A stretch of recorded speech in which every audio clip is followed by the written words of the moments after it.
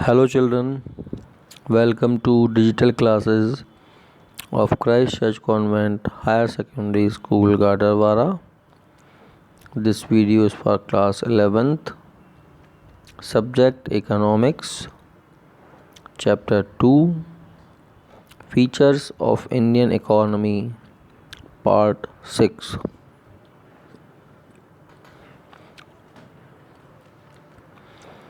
आज का पहला टॉपिक है main features, problems and policies of agricultural and features.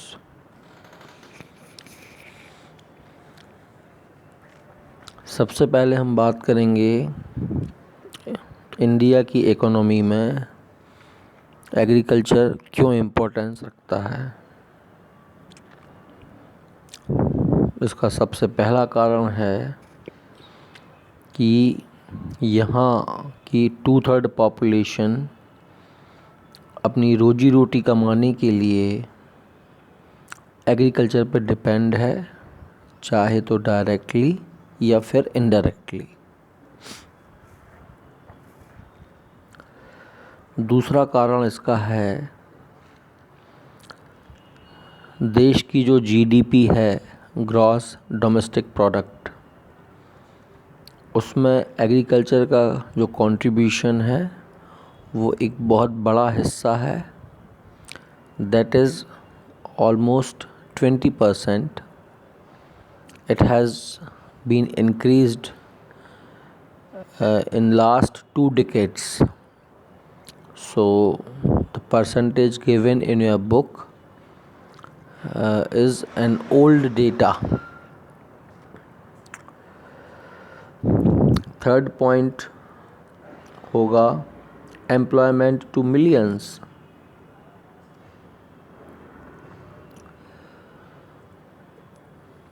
Seventy 70% लोग जो भारत के हैं वो कहीं ना कहीं एग्रीकल्चर या उससे रिलेटेड जो दूसरे उसके बाय बिजनेसेस हैं उससे कहीं ना कहीं वो कंसर्न रखते हैं।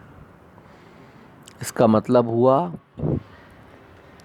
कि नॉट ओनली इंडिविजुअल्स बल्कि जो लेबर क्लास भी है वो ज़्यादा से ज़्यादा अपना एम्प्लॉयमेंट एग्रीकल्चर और उससे जो रिलेटेड एक्टिविटीज़ है उनसे लेती है। इसमें हम ट्रांसपोर्ट से जुड़े हुए लोग, बैंकिंग सेक्टर से जुड़े हुए लोग, उनको भी शामिल कर सकते हैं। फोर्थ पॉइंट है supplies of raw material to industrial sector. बहुत सारी इंडस्ट्रीज़ ऐसी हैं जिनका रॉ मटेरियल एग्रीकल्चर से आता है। जैसे हम बात करें शुगर मिल के लिए शुगर केन, टेक्सटाइल इंडस्ट्री के लिए कॉटन, ऑयल इंडस्ट्रीज़ के लिए जितने भी ऑयल सीड्स हैं like soybean, groundnut, mustard etcetera, ये सब एग्रीकल्चर से ही आता है। तो बहुत सारी इंडस्ट्रीज़ एग्रीकल्चर पे डिपेंड हैं। पांचवा कारण यदि हम देखें तो वो होगा कंट्रीब्यूशन टू एक्सपोर्ट सेक्टर। देश में जितना भी उत्पादन होता है तो उसका अनुपात उत्पादन का इतना अधिक है कि देश की जनता की ज़रूरतें पूरी होने के बाद और सरकार के द्वारा बफर स्टॉक रख लेने के बाद भी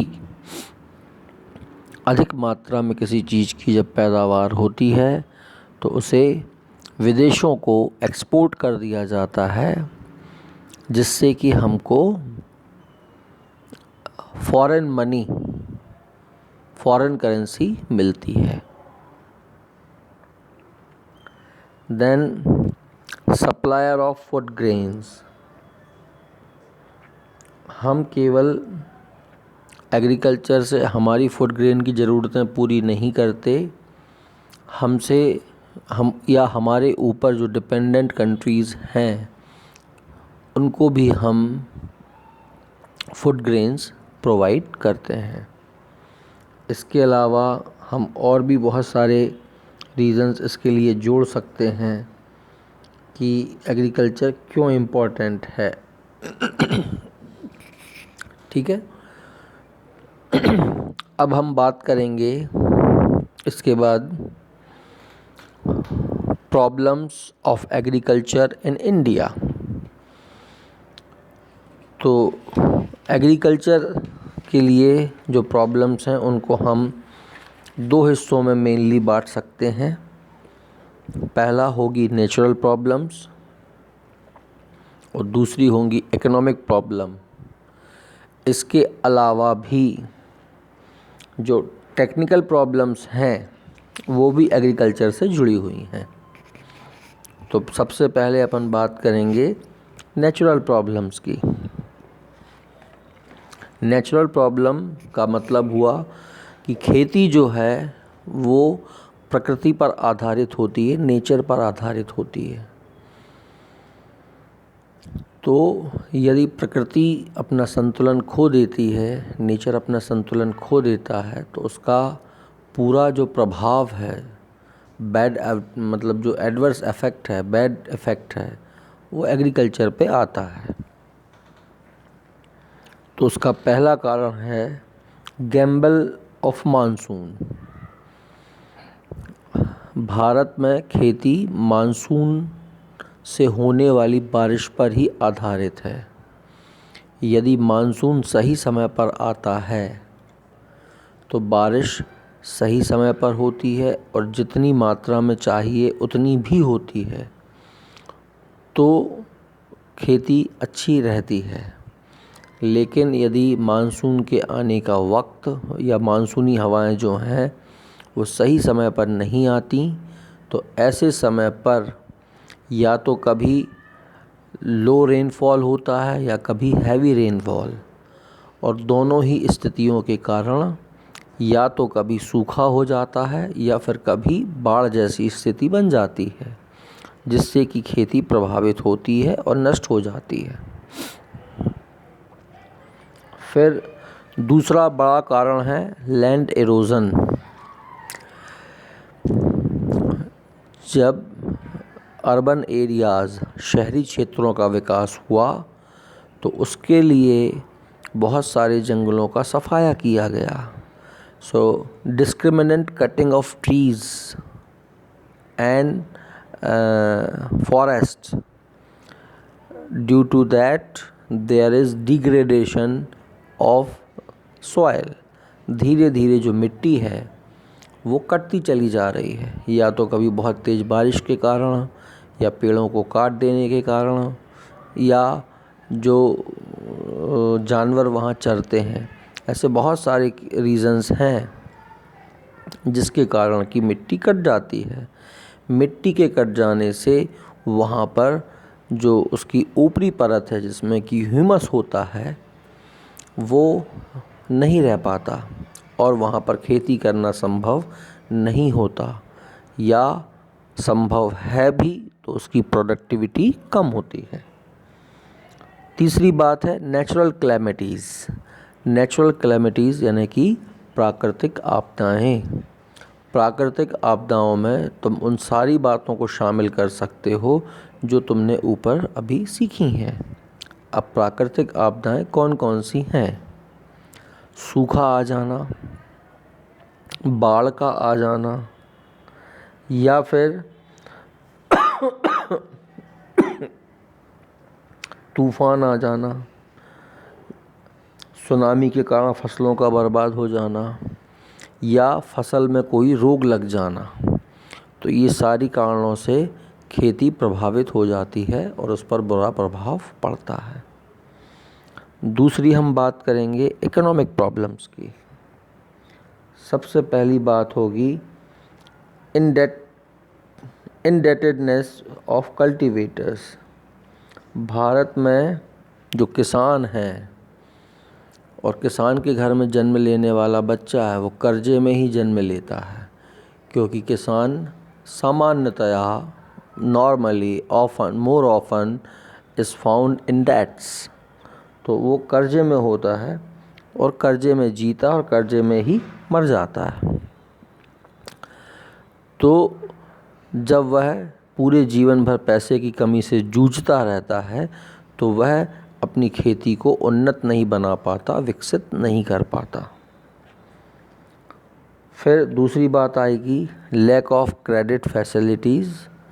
आज भी गांव-गांव तक बैंकिंग सेक्टर्स या बैंकिंग इंस्टीट्यूशंस डेवलप नहीं हुए हैं, जिसके कारण कि सभी किसानों को जितना पर्याप्त मात्रा में लोन मिल जाना चाहिए खेती के कामों के लिए वो नहीं मिल पा रहा है। तो पैसे की कमी के कारण वो अपनी खेती को विकसित नहीं कर पा रहे हैं। फिर तीसरा आएगा डिफेक्टिव मार्केटिंग सिस्टम।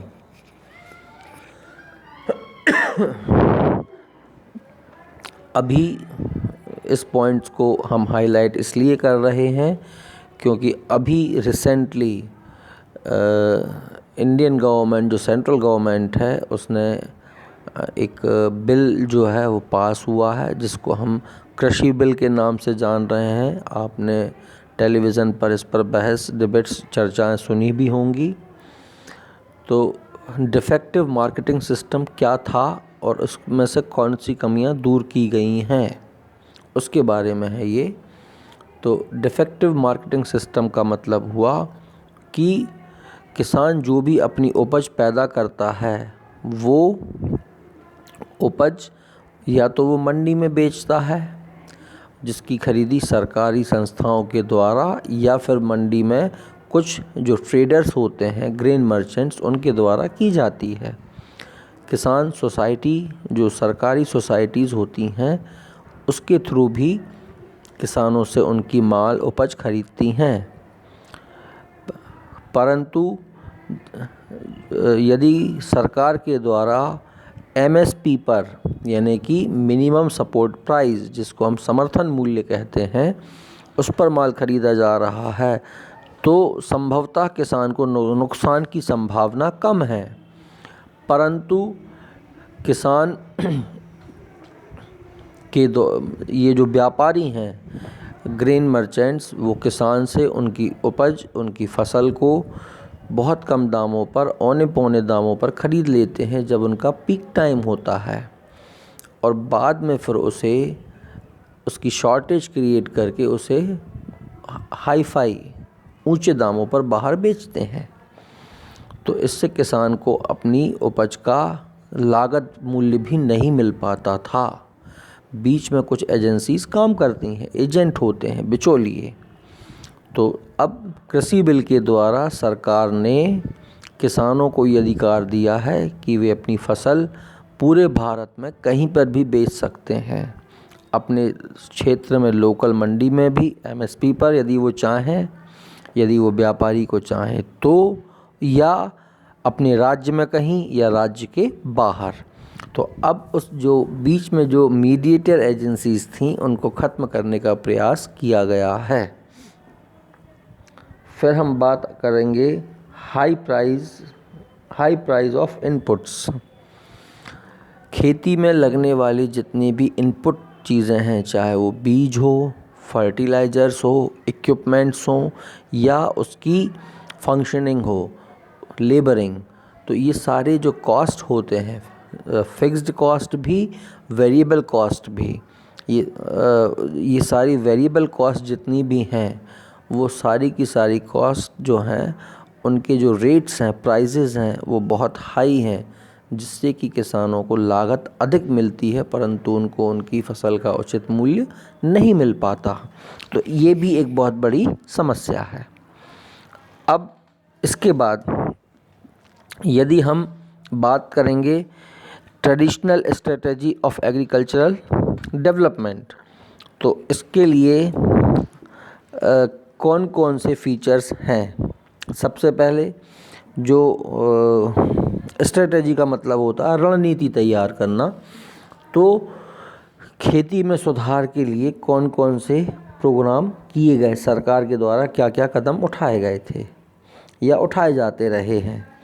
तो सरकार क्या करती है, जो 5 ईयर प्लान्स होते हैं उसमें हर समय यह देखती है कि एग्रीकल्चर को डेवलप कैसे किया जाए। इसके लिए सबसे पहला जो प्रोग्राम चला था after independence, it was land reforms. Land reforms का मतलब है to redistribute the ownership of agriculture holdings for the scattered small holdings, and they were introduced in which the 3 systems privileged during British rule they were abolished: zamindari system, mahalwari system and ryotwari system. किसानों को उनकी ज़मीन का अधिकार दिया गया, उनको पट्टे दिए गए, उनके नाम से बहियाँ बनाई गईं, और फिर जो ज़मीन छोटे छोटे टुकड़ों में बटी हुई थी अलग अलग, उसे इंटीग्रेटेड करके उनको उनकी ज़मीन का मालिकाना हक दिया गया। दूसरा था इम्प्रूवमेंट ऑफ क्रेडिट फैसिलिटीज़। इसके लिए सरकार ने प्रयास किए हैं और स्पेशली किसानों को सही समय पर कम से कम ब्याज दर पर लोन मिल जाए, इसके लिए सरकार ने बैंकिंग सुविधाओं का विस्तार किया है। और जो नाबार्ड करके एक संस्था है उसके माध्यम से भी बहुत सारी मदद मिलती है। सरकार ने गाँव में सहकारी बैंकों की स्थापनाएं की हैं।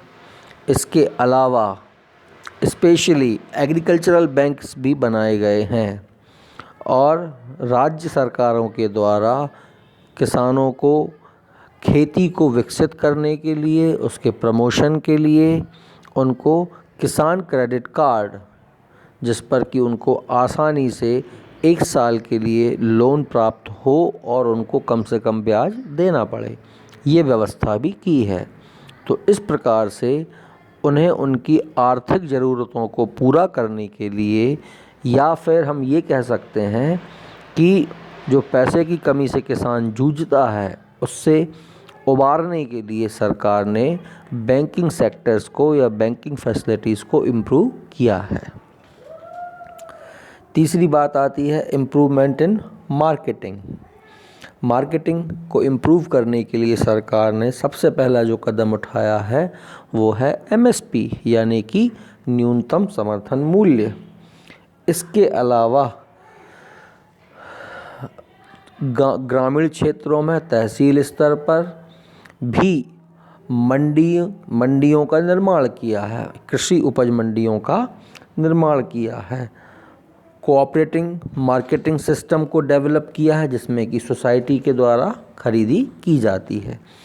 इसके अलावा उनको सरकार उचित दर पर हाइब्रिड सीड्स अवेलेबल करा रही है, नहरें बना रही है, इरिगेशन को इम्प्रूव करने का प्रयास कर रही है। तो इस प्रकार से सरकार अपनी स्ट्रेटजी बना रही है। ये पुरानी वाली थी। अब नई स्थिति में क्या हो गया, जब नई वाली बात आई तो उसमें सबसे पहली बात है ग्रीन रेवोल्यूशन। ग्रीन रेवोल्यूशन का मतलब है खेती को आगे बढ़ाना। इसके लिए सबसे बात जो ज़रूरी काम था वो था कि एग्रीकल्चर को टेक्नोलॉजी से लेस करना है, जिससे कि जो भी एग्रीकल्चर को आने वाली प्रॉब्लम्स हैं उनको ख़त्म किया जा सके। तो इसके लिए सरकार ने उनको अधिक पैदावार देने वाले हाइब्रिड सीड्स प्रोवाइड करवाए, पेस्टिसाइड्स, फर्टिलाइज़र्स और बहुत सारे जो इम्प्रूव्ड एग्रीकल्चरल प्रैक्टिसेस हैं वो उनको मुहैया करवाईं। वाटर फैसिलिटी को इम्प्रूव करने के लिए कैनल्स बनाई गईं, क्रॉप्स का प्रॉपर रोटेशन हो और मल्टी क्रॉप प्रोग्राम भी सरकार के द्वारा चलाए गए। क्रेडिट फैसिलिटी को इम्प्रूव करने के लिए उनको एडवांसेस और लोन्स गवर्नमेंट के द्वारा दिए गए। गवर्नमेंट ने एमएसपी डिक्लेयर किया और इरिगेशन फैसिलिटीज़ को भी इम्प्रूव किया। इसके बाद भी आज तक अभी तक जितने भी रिसर्च प्रोग्राम्स या नवाचार प्रोग्राम्स किए जा सकते हैं वो सरकार के द्वारा किए जा रहे हैं। अब हम बात करेंगे कि हम ग्रीन रेवोल्यूशन को और इफ़ेक्टिव कैसे बना सकते हैं। तो किसी भी चीज़ को इफ़ेक्टिव बनाने के लिए उसकी जो पुरानी कमियां हैं उनको दूर करने की आवश्यकता होती है। अब हमें ये ज़रूरी है कि अब हम उसको केवल फूड ग्रेन्स वाली ही चीज़ें ना उगाएं, इसके अलावा किसानों को कैश क्रॉप्स और कमर्शियल क्रॉप्स इन दोनों को पैदा करने के लिए भी प्रोत्साहित करें। दूसरा, हम इसको जो स्मॉल और मार्जिनल फॉर्म्स हैं, जो छोटे छोटे खेत किसान वाले हैं, उनको हम पॉली हाउस के थ्रू या ग्रीन हाउस जो पॉली हाउस जो बनता है ग्रीन हाउस, उसके थ्रू हम छोटी भूमि वालों को भी खेती के लिए प्रोत्साहित कर सकते हैं। रिसर्च फैसिलिटीज़ बढ़ाई जाएं ताकि जिसमें हम मिट्टी की फर्टिलिटी को टेस्ट करें, क्रॉप्स के टाइप्स देखें, हम और क्या नए इनपुट्स उसमें लगा सकते हैं और उन्नत बीजों का उपयोग कर सकते हैं। ऐसी फसलें ताकि वो पानी का उपयोग कम से कम करें, इस प्रकार की व्यवस्थाएं भी उनको दी जा सकती हैं। जो लोगों में अशिक्षा है उस अशिक्षा को दूर करके उनको मॉडर्न टेक्नोलॉजी अडॉप्ट करने के लिए भी प्रोत्साहित किया जा सकता है। इसके अलावा क्रेडिट फैसिलिटीज़ को और ज़्यादा बढ़ाया जा सकता है और सरकार के द्वारा 0% इंटरेस्ट रेट पर उनको इंटरेस्ट प्रोवाइड किया जा सकता है। इसके अलावा जो भी किसान सही समय पर अपने लोन का भुगतान करता है उसके लोन की मात्रा यानी कि रकम अगले साल बढ़ाई जा सकती है। गांव-गांव में इस प्रकार की व्यवस्थाएं हों कि उनको अपनी क्रेडिटिंग के लिए, लोन के लिए शहर की तरफ ना जाना पड़े। इसके अलावा और भी जो किया जा सकता है वो है expansion of alternative employment avenues. Government खेती का जो काम है वो पूरे साल भर का नहीं होता, तो इसके लिए सरकार जो खेती के काम के अलावा अन्य समय जो किसान के पास बचता है उसमें उसे जो अदर एक्टिविटीज़ हैं जो खेती से ही जुड़ी हुई हैं, जिसमें कि मत्स्य पालन, डेयरी पालन मतलब डेयरी या मुर्गी पालन, इस प्रकार की व्यवस्थाएं उनको प्रोवाइड की जा सकती हैं। तो ये हमारा एग्रीकल्चर का टॉपिक ख़त्म हुआ। अब इसके बाद हम इंडस्ट्रियल सेक्टर के बारे में पढ़ेंगे। Thank you.